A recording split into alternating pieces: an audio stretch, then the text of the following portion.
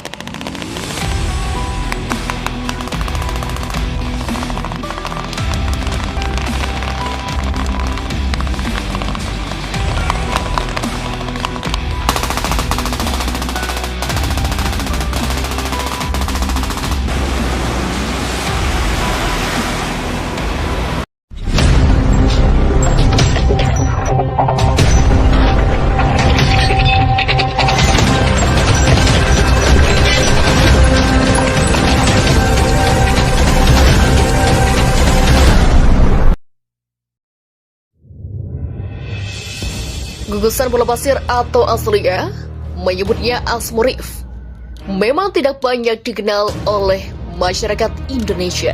Hal ini karena polemik perebutan gugusan Pulau Pasir itu tidak seheboh kasus si Badan Delegitan atau juga blok Ambalat yang kedua, kasus itu melibatkan Indonesia dan Malaysia. Gugusan Pulau Pasir di Laut Timur terletak sejauh 320 km dari pantai barat utara aslinya, namun hanya 140 km di selatan Pulau Rot, Nusa Tenggara Timur, Indonesia. Berdasarkan sejarah sebelum zaman kolonial, gugusan Pulau Pasir yang kini disebut Asmorif sebenarnya merupakan bagian integral dari bangsa Indonesia. Klaim itu diintegrasikan dengan banyaknya nelayan tradisional Indonesia yang sudah sejak lama beroperasi di sekitar gugusan Pulau Pasir sampai ke daratan Brum, Australia, untuk mencari ikan. Di samping itu juga terdapat kuburan-kuburan para leluhur Rot dan bermacam artefak lainnya. Di gugusan Pulau Pasir di pulau itu juga dijadikan sebagai lokasi beristirahatan nelayan setelah semalam suntuk menangkap teripang dan ikan di kawasan perairan Pulau Pasir. Pulau Pasir sering digunakan sebagai tempat transit oleh nelayan-nelayan Indonesia dari kawasan lain ketika mereka berlayar jauh ke selatan Indonesia, seperti ke perairan Pulau Rot. Namun semenjak dilakukan ada nota kesopanan atau MOU antar Indonesia dan Australia justru langsung mengklaim bahwa Pulau Pasir itu miliknya. Hal itu merugikan Indonesia. Pengamat hukum internasional dari Universitas Nusa Cendana Kupang TW, Tandius menilai bahwa ada kesalahan yang dilakukan oleh pemerintah Indonesia saat ada MOU tersebut. Dalam MOU 1974 itu, pemerintah Indonesia menyarankan kepada Australia untuk membantu mengawasi Pulau Pasir itu untuk kepentingan konservasi. Jadi secara tidak langsung saat ini Indonesia menyerahkan Pulau Pasir itu kepada Australia. Hal itu yang kemudian menjadi masalah hingga saat ini, kata dia. Kemudian pada tahun 1976 pemerintah Australia kembali mengklaim bahwa Pulau Pasir yang secara garis pantai masuk wilayah Indonesia menjadi milik mereka. Klaim itulah yang kemudian menjadi polemik berkepanjangan soal kepemilikan pulau itu. Namun secara adat dan tradisi masyarakat sekitar potensi laut di sekitar pulau itu seharusnya masih menjadi bisa dimasukkan masyarakat NTT.